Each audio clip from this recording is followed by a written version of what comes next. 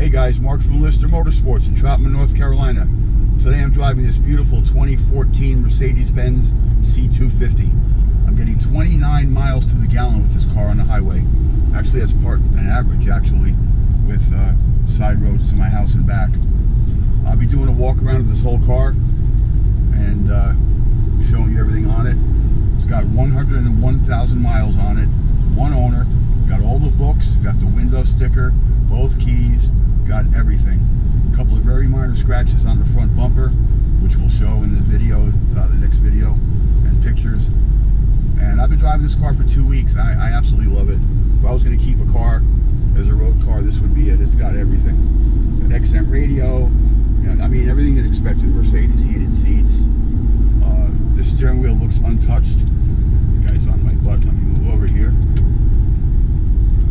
This car is super, super clean. It smells brand new inside.